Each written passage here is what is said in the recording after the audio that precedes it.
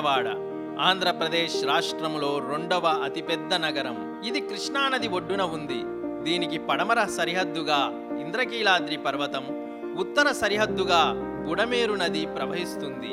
ఇది ఆంధ్రప్రదేశ్ రాష్ట్రానికి ఆర్థిక, రాజకీయ, రవాణా, సాంస్కృతిక కేంద్రంగా నిలుస్తుంది.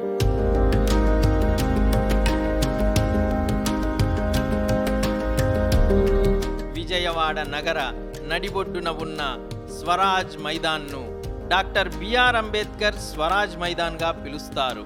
అక్కడే రాజ్యాంగ నిర్మాత యొక్క ప్రతిష్టాత్మకమైన 125 అడుగుల సామాజిక న్యాయ విగ్రహాన్ని ప్రతిష్ఠించారు.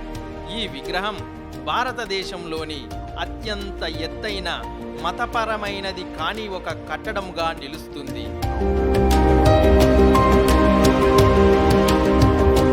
భారతదేశంలో తయారైన ఈ విగ్రహం ప్రపంచంలోనే డాక్టర్ బిఆర్ అంబేద్కర్ యొక్క అత్యంత ఎత్తైన విగ్రహం కూడా. విజయవాడలో భవానీ ద్వీపం కృష్ణానది మధ్యలో ఉంటుంది.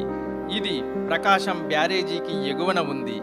ఈ ద్వీపం 133 ఎకరాల విస్తీర్ణంతో భారతదేశంలోని అతి పెద్ద నదీ ద్వీపాలలో ఒకటిగా పరిగణించబడుతుంది.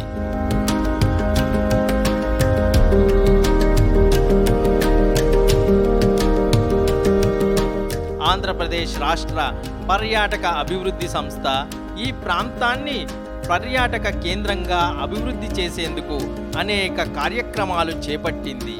విజయవాడ కనకదుర్గ ఆలయానికి వచ్చే భక్తులు ఎంతోమంది నదీ మధ్యలో ఉన్న ఈ భవానీ ద్వీపాన్ని కూడా ప్రత్యేకంగా సందర్శిస్తుంటారు.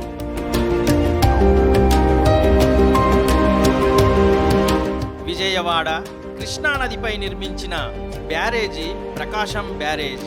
దీని పొడవు 1223.5 మీటర్లు. ఉమ్మడి కృష్ణా, గుంటూరు జిల్లాలలోని 13 లక్షలకు పైగా ఎకరాలకు ఈ బ్యారేజీ నుండే సాగునీరు అందుతుంది. విజయవాడ ప్రాంతానికి ఈ బ్యారేజీ ప్రత్యేక ఆకర్షణ.